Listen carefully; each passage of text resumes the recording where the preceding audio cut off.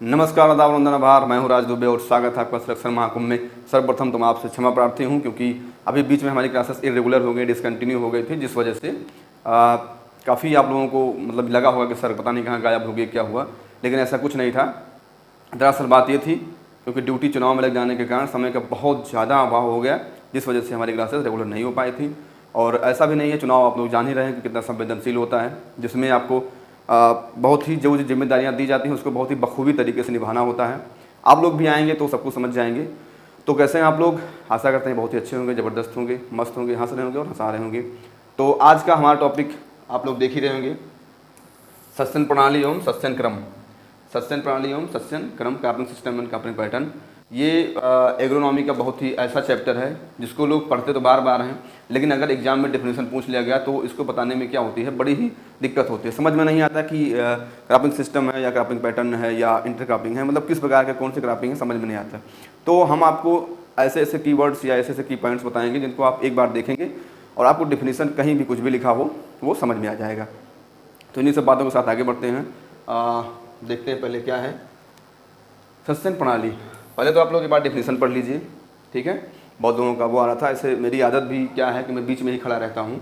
तो पहले आप लोग एक बार पूरा डेफिनेशन पढ़ लीजिए, मैं किनारे हूँ, उसके बाद बताते हैं।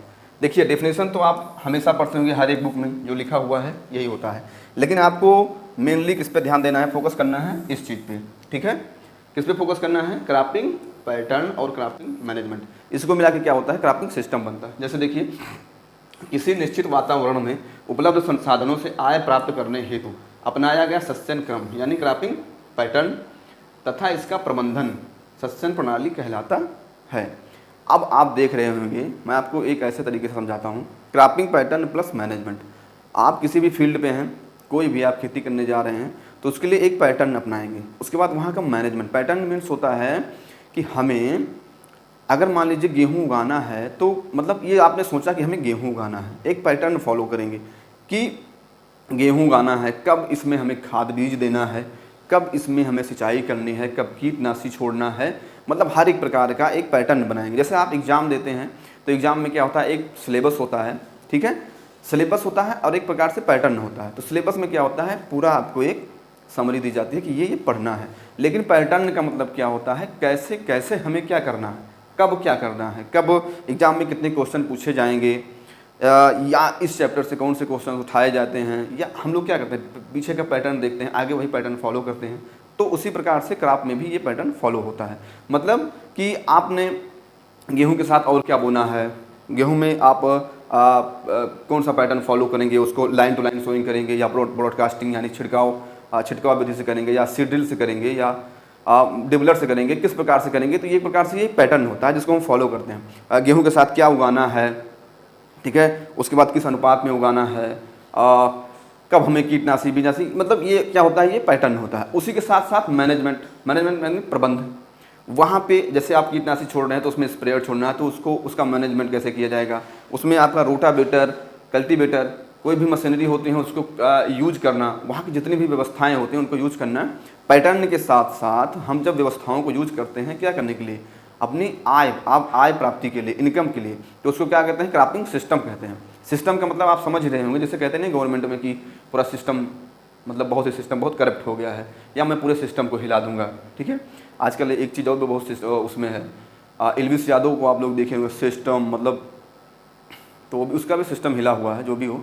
तो एक प्रकार से यहाँ भी सिस्टम होता है, मतलब एक जीरो से लेके और अंत तक जितनी भी उसमें जितनी भी क्रियाएं होती हैं, जितने भी संसाधन हैं, सबका यूज करना, ठीक है। ट्रैक्टर मतलब सॉइल, वाटर, मशीनरी, वहाँ की जो है हर एक प्रकार से जो फील्ड में उपलब्ध हो उनका यूज करके पैटर्न फॉलो करना ही क्या कहलाता है, आपका क्रॉपिंग सिस्टम कहलाता है। और ये क्रॉपिंग सिस्टम क्या होता है, यह स्थान और वातावरण बदलने से बदल जाता है, अर्थात यह स्थान विशिष्ट होता है। क्या होता है, लोकेशन स्पेसिफिक होता है।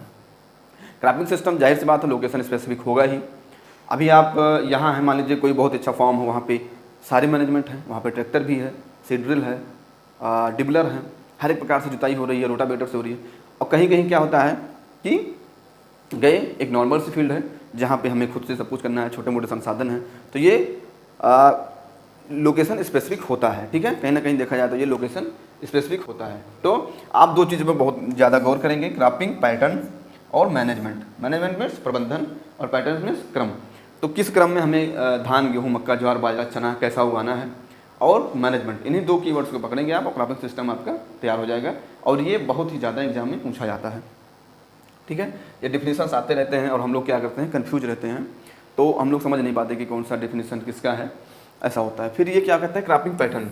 पैटर्न जैसे आपने अभी समझा है, इसमें क्या कह रहा है, किसी निश्चित क्षेत्र एवं निश्चित समय में, मतलब एक डिफिनिट फील्ड हो और निश्चित फसल हो, उस क्षेत्र का प्राप्त भाग सस्यन क्रम दर्शाता है, ठीक। किसी निश्चित क्षेत्र में अधिकतर किसानों द्वारा अपनाया जाने वाला सस्यावर्तन यानी फसल चक्र सस्य क्रम कहलाता है, और फसलों का व्यवस्था क्रम प्रकार ही सस्यन क्रम है।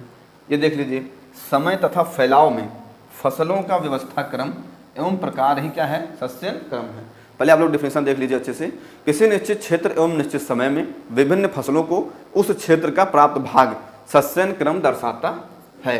किसी निश्चित क्षेत्र में अधिकतर किसानों द्वारा अपनाया जाने वाला सस्यावर्तन, सस्यावर्तन में फसल चक्र, फसल चक्र के बारे में बताते हैं क्या होता है, क्या कहलाता है, वो सस्यन क्रम कहलाता है। समय तथा फैलाव में फसलों का व्यवस्था क्रम एवं प्रकार ही सस्यन क्रम है, ठीक है, समझ में आया।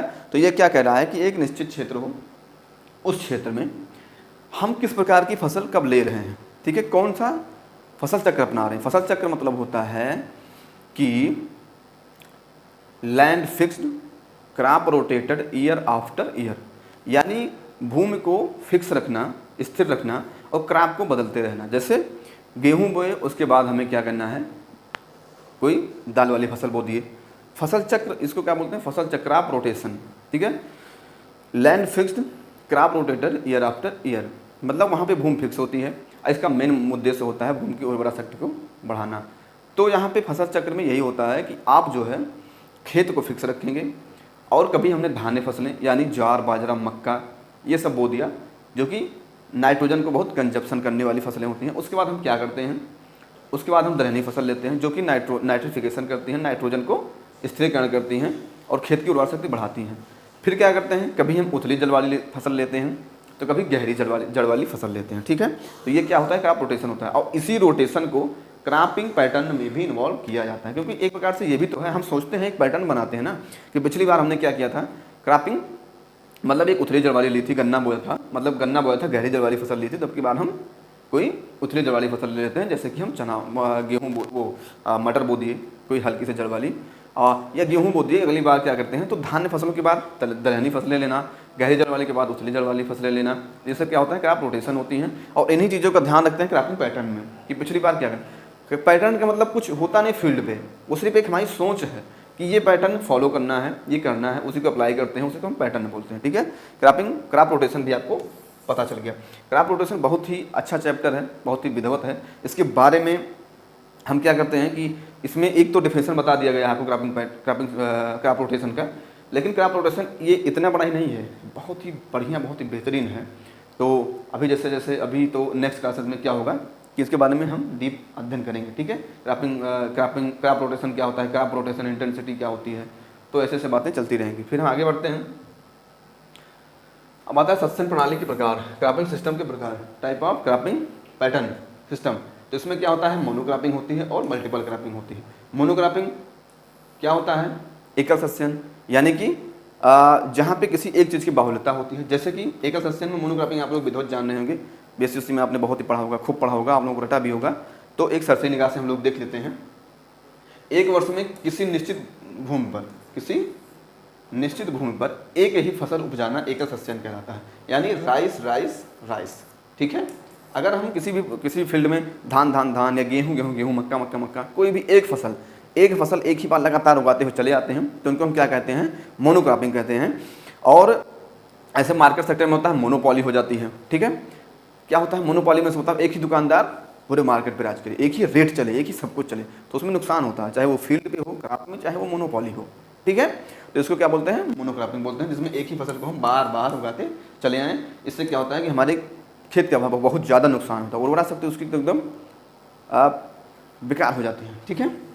और फसल संघनता हमेशा क्या होती है, 100% होती है। जब कोई भी क्रॉप आप उगाएंगे तो 100% वो होगा ही, ठीक। क्रॉप संघनता क्या होती है, 100% होती है।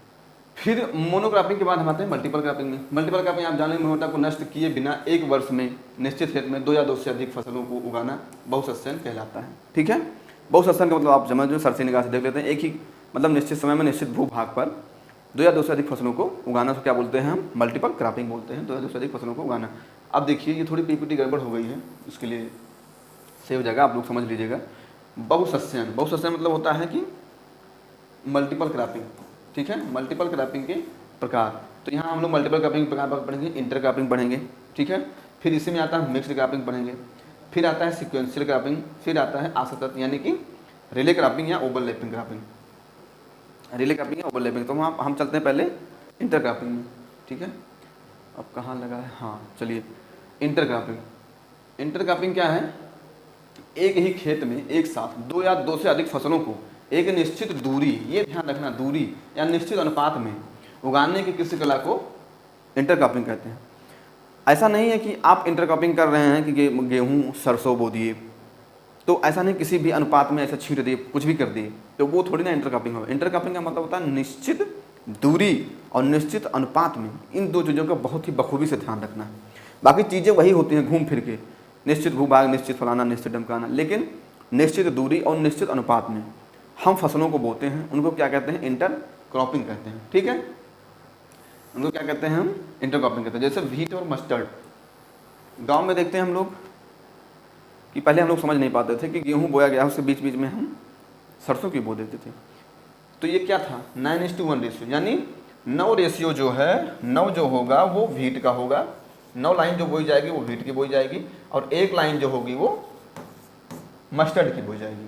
9 लाइन गेहूं की बोई जाएगी और 1 लाइन क्या हो जाएगी? मस्टर्ड की बोई जाएगी। ऐसे ही सिटेरिया और रेड ग्राम का है, इसमें क्या है? 5 लाइन आपका सिटेरिया बोया जाएगा और 1 लाइन आपका रेड ग्राम बोया जाएगा। तो ये क्या है? आपका इंटरक्रॉपिंग है। ठीक है, इंटरक्रॉपिंग। इसके बाद आते हैं, पीपीटी थोड़ी इधर उधर हो गई है। हाँ, इंटरक्रॉपिंग के प्रमुख भाग। ठीक है, अब इसके बाद ये वाले पीपीटी पढ़ते हैं हम लोग। टाइप ऑफ इंटरक्रॉपिंग के प्रमुख भाग हैं, तो इसमें आता है पैरेलल क्रॉपिंग। कौन सा आता है? पैरेलल क्रॉपिंग, असमान वृद्धि वाली। ये इंटरक्रॉपिंग के ही प्रकार हैं। इंटरक्रॉपिंग मतलब कि हम निश्चित दूरी और निश्चित अनुपात तो देख रहे हैं, लेकिन उसमें भी कई पार्ट हैं।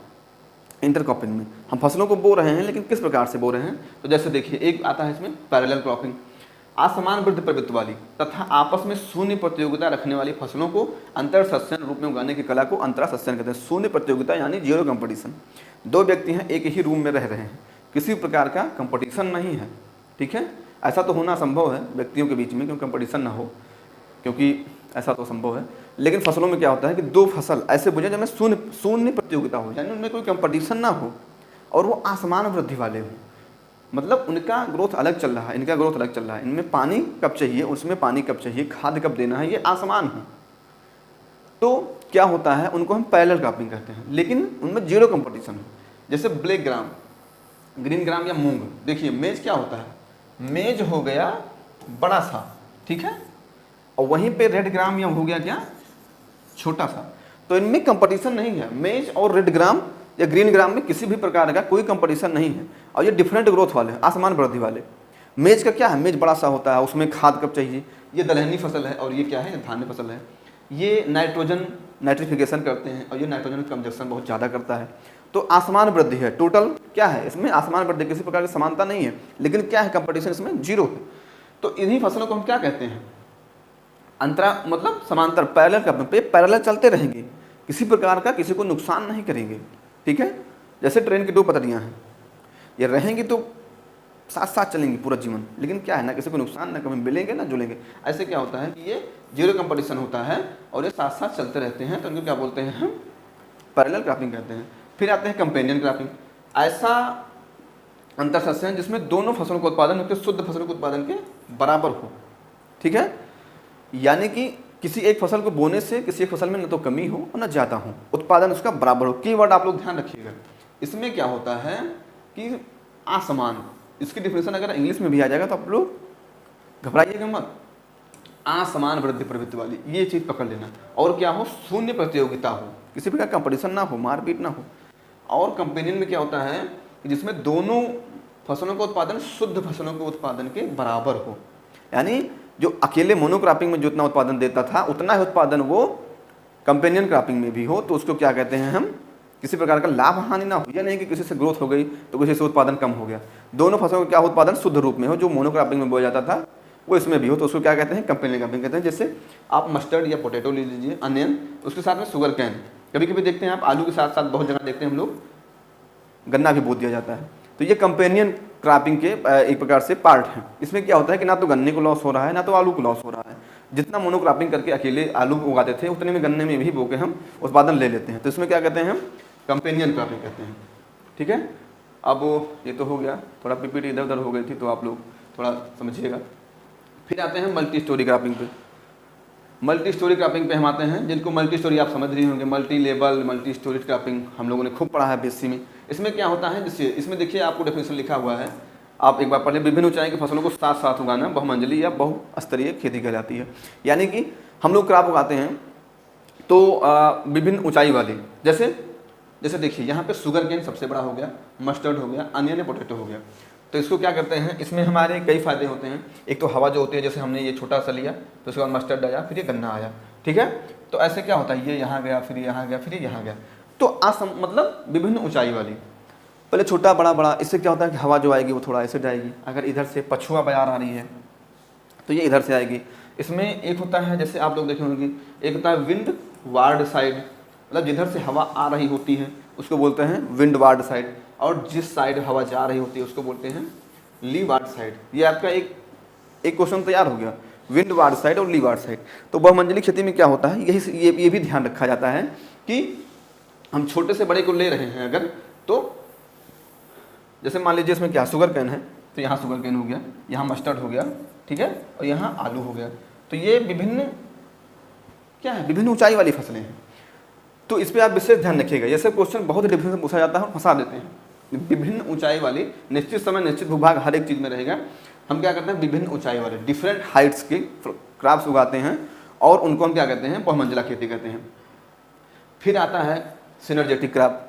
ठीक है, सिनर्जेटिक क्रॉप क्या होता है, ये आप लोगों को बखूबी देखना होगा। देखिए, जब दो अंतर फसलों का प्रति हेक्टेयर उत्पादन उसके शुद्ध फसलों की प्रति हेक्टेयर उत्पादन से ज़्यादा हो तो सिनर्जी क्रॉपिंग कहते हैं। एक होते हैं एनर्जी, एनर्जी में एस जोड़ दो, सिनर्जी हो जाता है। कभी भी आप देखें तो कहते नहीं हैं, हम लोग जब पढ़ते हैं कि 7 habits of highly effective people, तो उसमें क्या कहते हैं, सिनर्जी होनी चाहिए। सिनर्जी मतलब होता है कि अगर हम दो लोग एक साथ हैं तो सिनर्जेटिक रही, यानी कि मैं आपको लाभ पहुंचाऊं, आप मुझे लाभ पहुंचाओ। ठीक है, आप मुझे लाभ पहुंचाओ, मैं आपको लाभ पहुंचाऊं। तो ये एक बुक है 7 habits of highly effective people, उसमें ये एक जो है एक आदत होनी चाहिए सिनर्जेट वाली। तो ऐसे फसलों में भी होता है, सिनर्जी होती है। इसमें साफ साफ क्या कहा गया है कि जब दो फसलें बोई जाए, फसलों का प्रति हेक्टेयर उत्पादन उसके शुद्ध फसलों के प्रति हेक्टेयर उत्पादन से क्या हो, ज़्यादा हो। यानी जो फसल हम अकेले उगाते थे एक ही फील्ड में, मोनोक्रॉपिंग करते थे, उससे ज़्यादा हमें वो सिनर्जेटिक क्रॉपिंग में, इंटर क्रॉपिंग करें जब हम, तो ऐसी दो फसलों का चयन करें जो एक दूसरे को लाभ पहुँचाए। जैसे देखिए शुगर केन पोटैटो, ठीक है, इसमें क्या होता है कि पोटैटो शुगर केन को लाभ पहुंचाएगा और शुगर केन पोटैटो को लाभ पहुंचाएगा। ठीक है, कहीं ना कहीं अंदर से देखा जाए तो मतलब शुद्ध लाभ हो। इसमें आप कीवर्ड पकड़िएगा कि फसलों का उत्पादन उसके शुद्ध लाभ से बराबर हो, यानी कि जो हम अकेले उगाते थे वो दोनों क्रॉप उगाए तो एक दूसरे में क्या हुआ, फसलों के उत्पादन में वृद्धि हुई। तो उसको क्या बोलते हैं हम, सिनर्जेटिक क्रॉप बोलते हैं या सिनर्जी क्रॉपिंग कहते हैं। ठीक है, और इसी के साथ क्लास कैसी लगी आपको बताइएगा ज़रूर। पीपीटी यार थोड़ी इधर उधर हो गई थी क्योंकि हमारी टेक्निकल टीम जो है सब बड़ी, क्या बताएं, बड़ी व्यस्तता है। तो टेक्निकल टीम जो है थोड़ी व्यस्त थी क्योंकि सब लोग कहीं ना कहीं ज्वाइन ही हैं, तो थोड़ा आज खुद से करना पड़ा ये सब। मैंने कहा कि आज समय ना गंवाते हुए मैं जो भी जैसे भी बन पाता है मैं आप लोगों के बीच लाता हूँ। बाकी तो चलते रहेंगे ऐसे। अच्छा लगे तो आप लोग बिल्कुल इस लाइक करें और कमेंट करके बताएं कि आपको कैसे लगी। जहाँ भी डाउट्स हो आप पूछें, कोशिश तो रहेगी कि सब कुछ बताने की, बाकी सर्व का आता तो कोई है नहीं। और चैनल को ज़्यादा से ज़्यादा शेयर करें अपने मित्रों में, यारों में, दोस्तों में। खुद भी सिलेक्ट हुए उनको सिलेक्शन दिलाएं और चैनल पे नए आए हों तो सब्सक्राइब जरूर करें। और आगे क्लासेस आपकी डेली होती रहेंगी। और इन्हीं बातों के साथ मैं विदा लेना चाहूँगा, अगले क्लास में फिर मिलते हैं। बहुत बहुत धन्यवाद, बहुत बहुत आभार। जय श्री राम।